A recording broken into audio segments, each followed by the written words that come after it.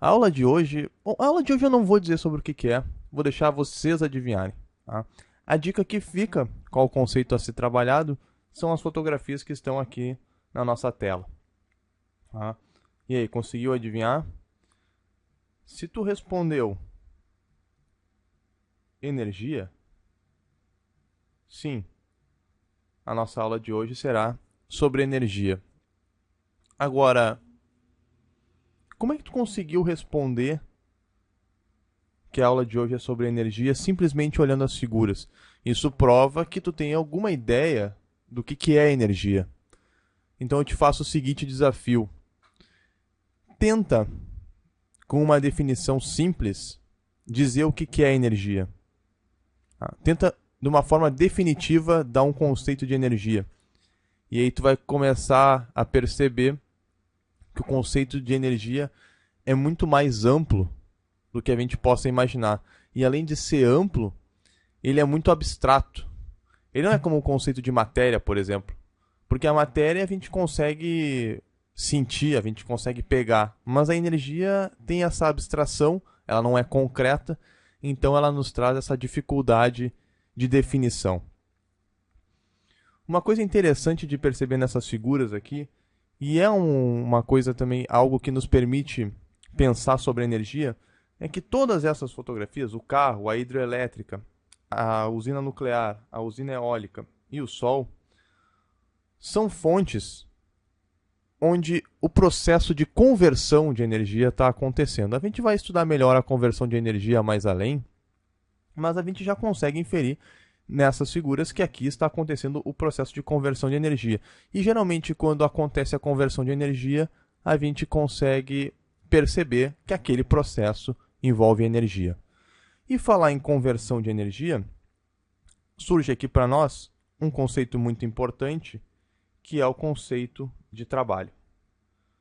O conceito de trabalho ele está intimamente ligado com o conceito de energia e é um dos conceitos fundamentais da física, um dos conceitos pilares da física. Para a física, diferentemente do que a gente tem no nosso cotidiano, que trabalho tem a ver com emprego, né, com o nosso sustento, da onde a gente tira o nosso salário, trabalho para nós será definido como um processo de conversão ou de transferência de energia. Então, trabalho é um processo. E o que acontece nesse processo? A energia é transferida. Então, processo de transferência de energia. Certo?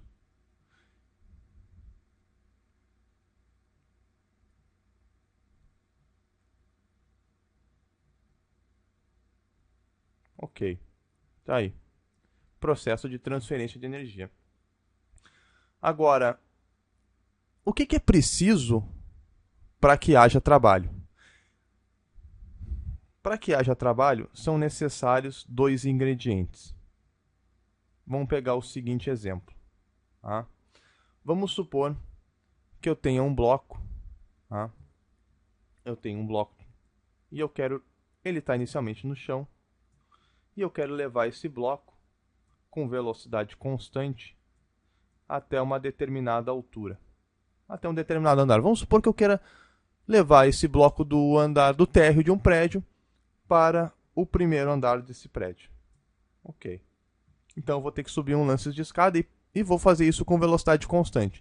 Dessa maneira, se eu vou subir com velocidade constante, eu vou fazer uma força que será igual ao peso do bloco. Porque a velocidade é constante, a força resultante deve ser zero. Então, uma das primeiras coisas que envolve trabalho é força. Pois bem, para que exista trabalho, eu preciso de força. Outra coisa que vai acontecer é que ao realizar essa força, eu vou deslocar esse bloco. Eu vou elevar ele até uma certa altura. Então, eu produzi um deslocamento. E essa é a segunda grandeza da qual o trabalho depende. Deslocamento. Ok? Sempre lembrando, força em newtons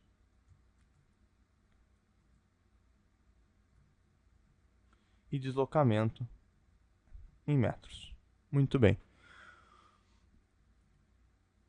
vamos pensar no seguinte, quanto maior a força que eu faço, quanto mais pesado for este bloco aqui, que eu estou erguendo, maior vai ser o trabalho que eu tenho que fazer, correto? Da mesma maneira, quanto mais eu desloco esse bloco, se eu, ao invés de levar ele para o primeiro andar, eu resolvo levar ele para o segundo andar do prédio, eu vou produzir um deslocamento maior, eu vou gastar mais energia e, portanto, o trabalho que eu vou realizar, ele é maior. Então, a força e o deslocamento se relacionam com o trabalho na proporção direta. Dessa maneira, eu posso escrever uma equação para o trabalho, o W de work do inglês, que é força vezes deslocamento. Essa equação ela não é definitiva, mas a gente vai aprofundar, a gente vai reelaborar ela num vídeo a seguir. Por enquanto ela serve. Só para pensar na unidade de trabalho, tá? A gente pode lembrar que se eu estou multiplicando a força, que é em newtons, pela distância, que é em metros, a unidade de trabalho é o newton vezes metro. Newton vezes metro recebe o nome de joule. Então está aí a nossa unidade de trabalho. Joule. Certo? Reparem o seguinte, é muito importante que para que exista trabalho, a força exercida produza o deslocamento. Vamos pensar no seguinte exemplo. Eu tenho duas situações. Uma pessoa ergue uma bola de tênis com velocidade constante, essa é a situação 1. Então, tu estás erguendo uma bola de tênis com velocidade constante, está realizando uma certa força. Tá? Esse é o exemplo 1. E na situação 2, tá? Uma pessoa empurra uma parede que está fixa, obviamente, com toda a sua força. Vou tentar fazer aqui.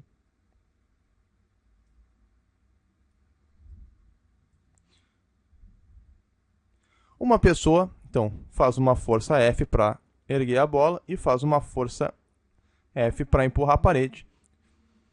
Em qual das situações a pessoa gasta energia?